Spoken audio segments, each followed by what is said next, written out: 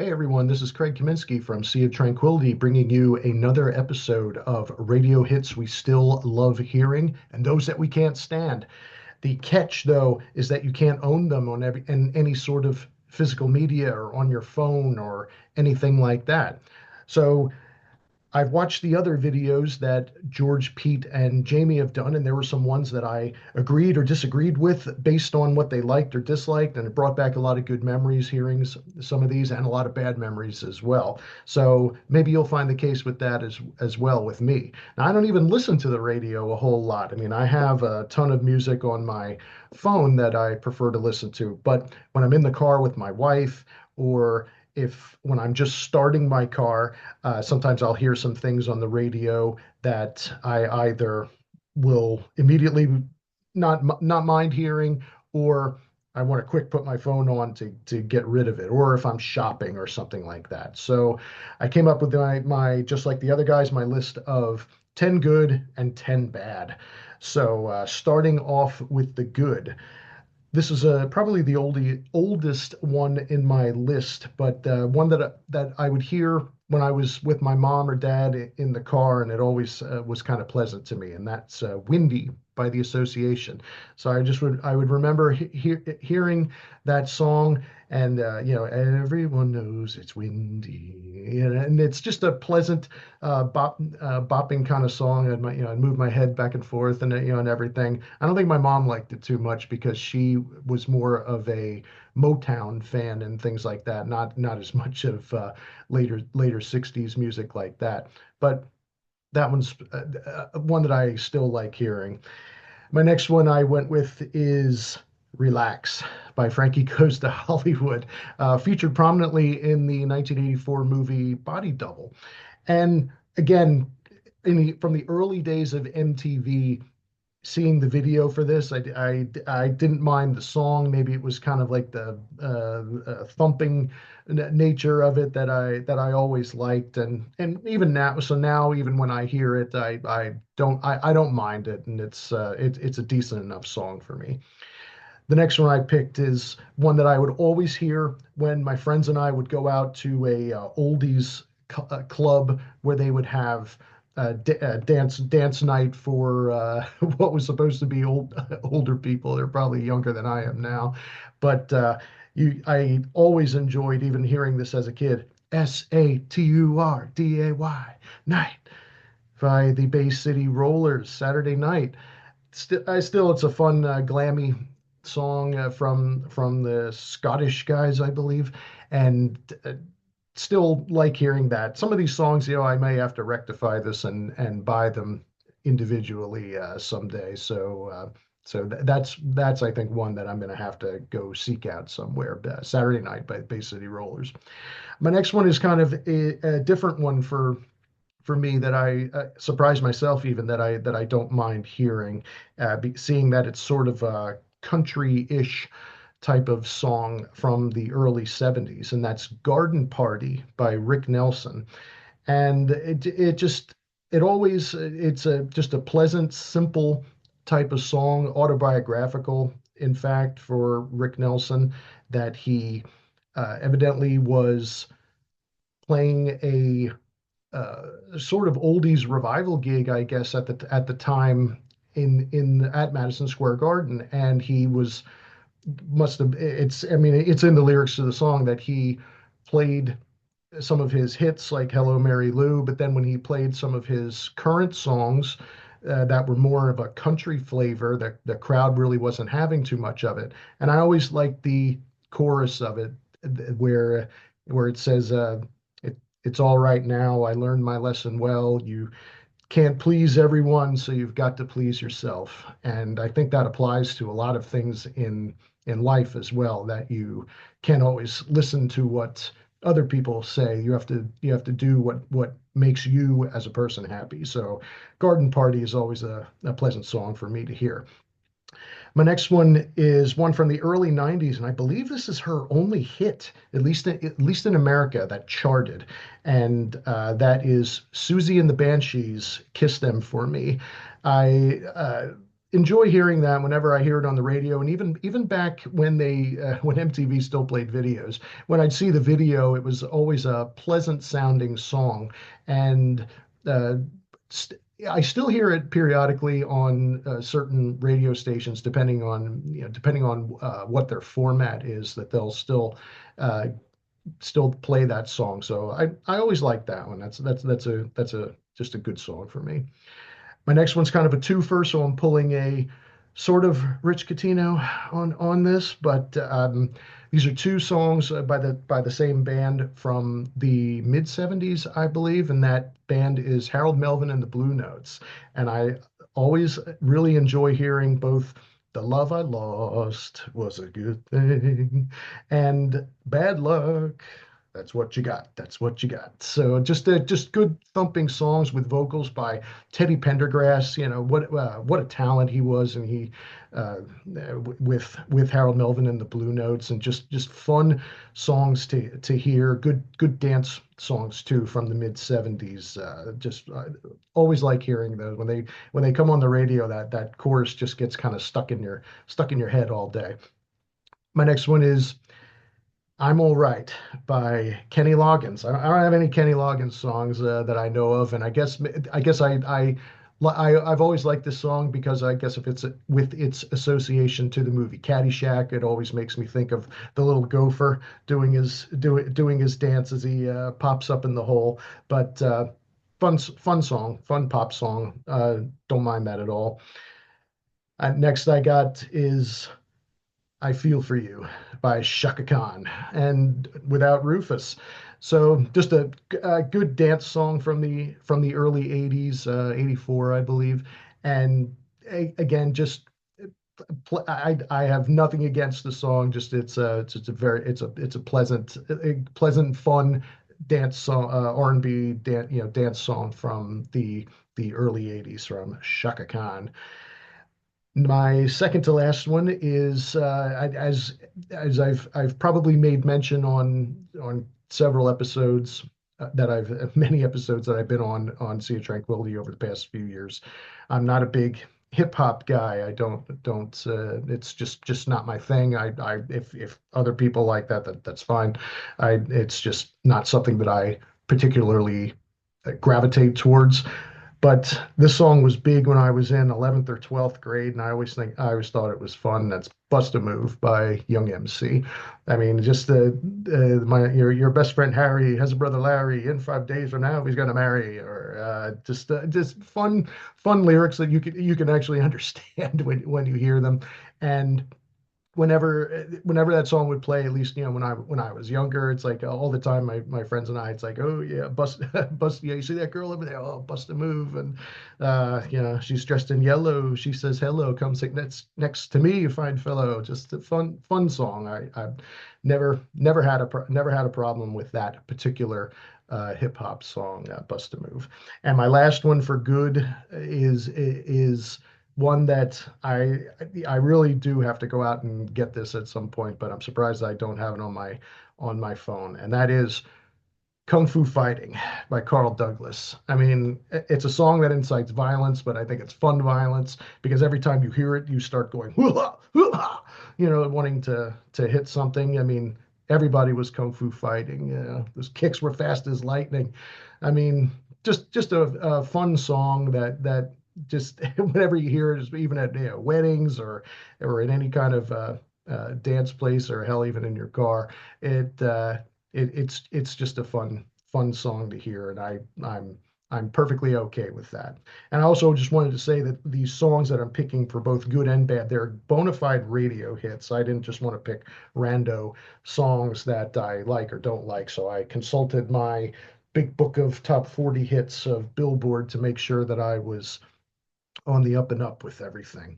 So now that I've told you the good, here's oof, some of the bad. And I tried not to also have some of the same ones that George, Jamie, or Pete mentioned. So here we go.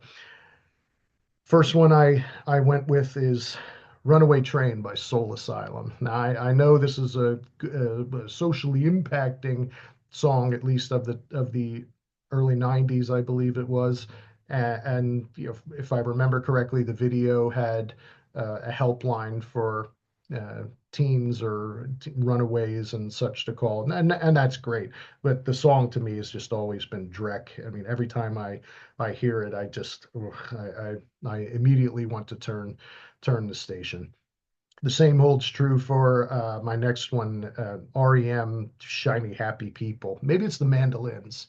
When I hear the mandolins, it just drives me bonkers. It's kind of like how Pete doesn't like harmonica. You know, maybe the mandolins is my Achilles heel whenever I hear them, but just it's ugh, just awful. Never liked that song. Same also holds true for Mariah Carey, Emotions. Maybe it's that the high note that she hits at some part in the song that shatters glass, or kind of like that old episode of South Park. If you hit the high note, it'll make a bomb go off and make cows explode. I just hated that song. I mean, I know she's very talented and can sing, but and that song was everywhere in the early 90s. I mean, you could not escape it. Ugh, not a fan. This next one is a twofer for my bad list, and they're both by Chicago and from the same time period of the early 80s, and that's You're the Inspiration or Hard Habit to Break. Either one of the two, they're both equally awful to me, and it's just that treacly ballad with Peter Cetera singing over it. It's just the adult contemporary hell of those songs, and I just despise hearing them. If you're, it's basically like you're stuck in an elevator that will never reach its destination. Just awful songs. Uh, Nine. This might be the newest one on my list from both from either good or bad. But Share, Believe. Oh God! Every time I hear that, maybe, and it could be the auto tune that's in that too. I mean, Cher's always had a great singing voice. I mean, it's like I just always associate hearing auto tune with people who can't reach the notes that are in the song. But oh, just a terrible dance club song that you still hear on the radio with some frequency. So, well, Believe by Cher. Ooh. I mentioned this one on a prior Sea of Tranquility episode, but I despise Iris by the Goo Goo Dolls. I mean, again, enormous hit song from the late 90s and couldn't escape it. It's one of those that, oh God, from was it City of Angels was the movie. I've never even seen the movie, and I don't care to by the discomfort and headache that the song Iris brings to me. Just oh God, awful song. The next one I went with is artist don't mind him as an artist, but he has some songs that I can do without. And Jamie had mentioned him too, but as much as I like meatloaf, especially when you make it with beef, pork, and veal. I'm more of a barbecue sauce guy than a ketchup guy. So that Meatloaf, but the song by Meatloaf, I would do anything for love, but I won't do that, is where I draw the line, and do not partake in that slice of meatloaf. I like what Meatloaf did for on Ted Nugent's Free for All album, so he's always got street cred for me for that. And then there's some other songs that he has that I don't mind, and it's nice that his career was resurrected with this song, because I've seen some documentaries on him about his life and the struggles that he had went through between Bat Out of Hell and Bat Out of Hell 2. But ugh, that I would do anything for love. Just I hate it, and it reminds me. I used to hear that that was from '91, and at the time I was working full time in a warehouse, and the radio would be you had no control over the radio, and it would just resonate through the warehouse, and that song would play several times a day, and between me and there was another guy who I'm pretty sure was an alcoholic. I mean, he would be hungover like every day. You could just hear him aisles away going, "Oh, no." Yeah, so yeah, yeah, don't need that song by Meatloaf. My next one is, and again, an artist that I don't have any songs by him on my phone or in my collection or anything, and he has quite a few pleasant solo songs that I'm okay with. But I never liked Eric Clapton's "I Shot the Sheriff," maybe because it's a reggae type song, and but ugh, every time that so it immediately kicks into the vocal when you hear it. It's like, oh God, I don't want to hear that song. I like quite a few solo Clapton songs. I mean, Promises, even though it's kind of a country-ish song, I like that. I Can't Stand It, Let It Rain, Forever Man. I like quite a few of his songs, or I'm okay with them. I don't need to own them, but I'm okay with them. But I Shot the Sheriff was just the one that I don't need to hear. This one, second to last one here from a an artist where I remember when this song became a hit that it said history teachers were using this as a teaching tool in their class. Yeah, Billy Joel's "We Didn't Start the Fire." What a brutal, terrible song.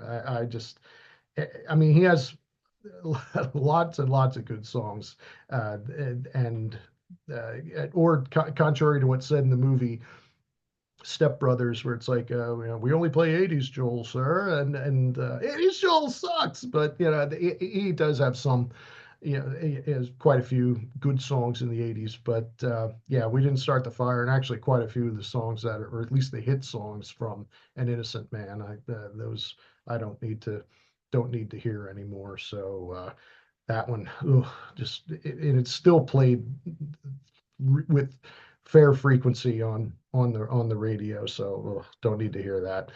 My last one, and this was one of the first one that I thought of when it was songs, radio hits that I hate. This song was a hit at least twice, and then was revived probably again in the '90s, and nothing brings me more upset stomach and diarrhea than "The Lion Sleeps Tonight." And oh God, a wee moet, and just I hate that song so much. I mean, just the old. I don't even know who did the oldies version. It became a hit in the '70s by Robert John, the same guy who sang "Sad Eyes," he made Pete's list of songs that he doesn't like, and then revived in the '90s, probably in '94 or so when The Lion King came out for Disney, because it's used in that movie. Just God, I never need to hear that song again. And it just it's one of those songs like name that tune within 2 seconds.